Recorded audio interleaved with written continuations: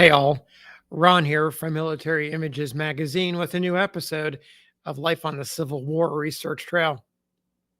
At noon on November 26, 1862, the officer pictured here, Captain Jim Polk, and a detachment of his cavalrymen reached Florence, Alabama, where he planned to lead them across the Tennessee River and rejoin his command. They become separated.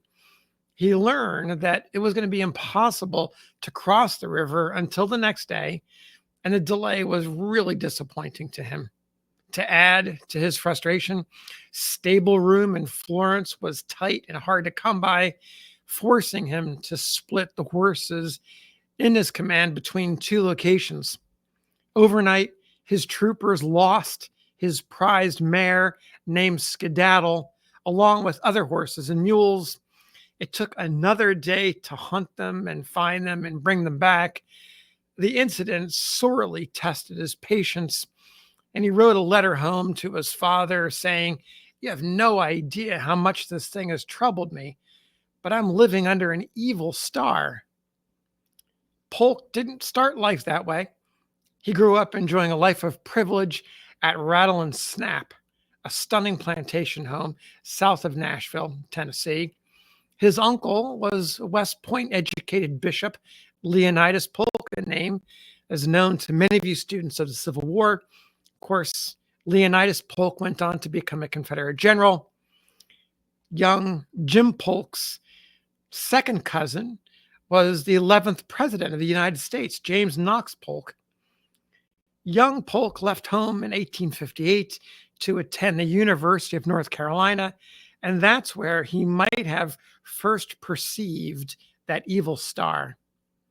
Plagued by self-doubt, Jim struggled with his studies, considered a transfer to West Point.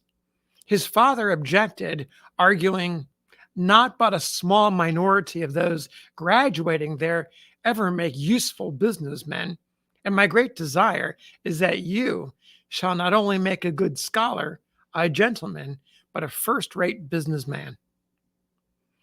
If Jim's father could have foreseen his son's military service, he might have reconsidered the position. After the war began, Polk became a first lieutenant in a battalion that joined the 6th Tennessee Cavalry, and he advanced to captain of Company E. The regiment participated in numerous actions campaigning in Tennessee, Mississippi, and Alabama, where Skedaddle and those other horses and mules went astray. Recall that was in November of 1862. Flash forward to January 3rd, 1864. Skedaddle went lame during a raid in federal occupied territory not far from Jim Polk's boyhood home, Rattle and Snap. Rather than leave his beloved horse behind, Jim decided to rest her and replace the shoe on a faulty leg. About this time, a Yankee patrol surprised and captured Polk. The fate of Skedaddle is not known. The Federals sent Jim Polk to Fort Delaware, where he posed for his carte de visite photograph. According to Polk, quote, "Of all the mad-looking Rebs, the picture man said I was the maddest," end quote.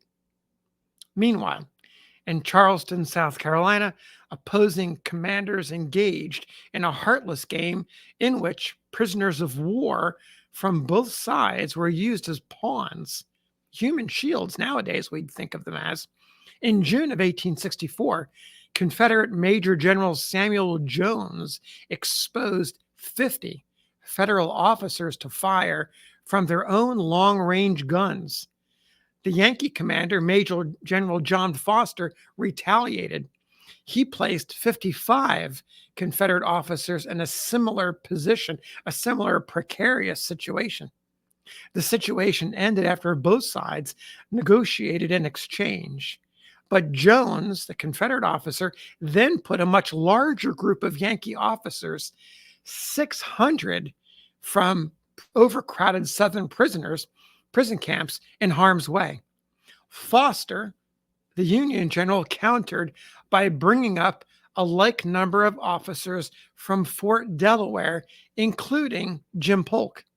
On September 7th, 1864, he and the other prisoners landed at Morris Island at the mouth of Charleston Harbor, and there were confined in a crudely constructed stockade in front of the Union batteries. For 45 days, the officers lived in constant fear. None of them were injured while under fire, but 3 died of starvation. All of these men would be forever remembered as members of the Immortal 600. On October 21st, Polk, he survived, and other survivors were removed to Savannah, Georgia, and imprisoned at Fort Pulaski. Overcrowded conditions caused the removal of 197 of those men, including Polk, to nearby Hilton Head Island. Shortly before Christmas, prison authorities declared Polk near death from starvation and released him. Polk managed to recover, rejoined the 6th Tennessee Cavalry, and served until the end of the war. He walked home after the regiment disbanded, following Major General William T. Sherman's trail of destruction through Georgia. He passed the ruins of numerous plantation homes and, of course, feared that Rattle and Snap had suffered a similar fate. He didn't know he'd been out of touch with his family for months. Rumors filled in the gap. He also received word that his father had been killed, and his parents had heard that he had died from a wound. Polk managed to make it home from that walk and found Rattle and Snap miraculously intact, although badly damaged. Broken windows, bullet marks scarred the exterior. Much of the furniture was gone, and most of their 100 former enslaved men, women, and children had left or been taken away. Then he reunited with his family. Reportedly, his mother came running into the room, brushing her hair out of her face.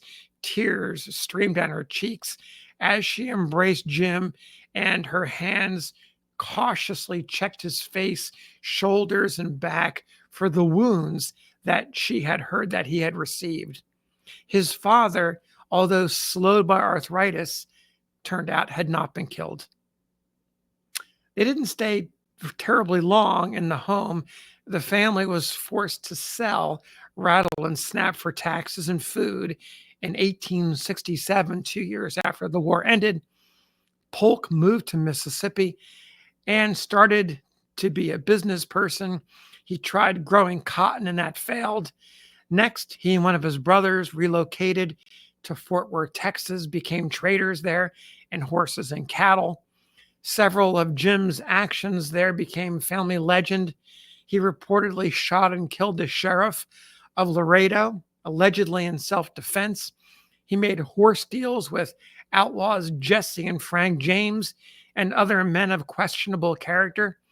He promised to provide horses that had been ridden at least once, and a contract with the British for its army fighting in the Boer War. To save money, Polk sent wild mustangs and feral animals instead. In an odd twist of fate, the horses arrived in South Africa as tame as saddle mares, possibly due to the rough ocean voyage.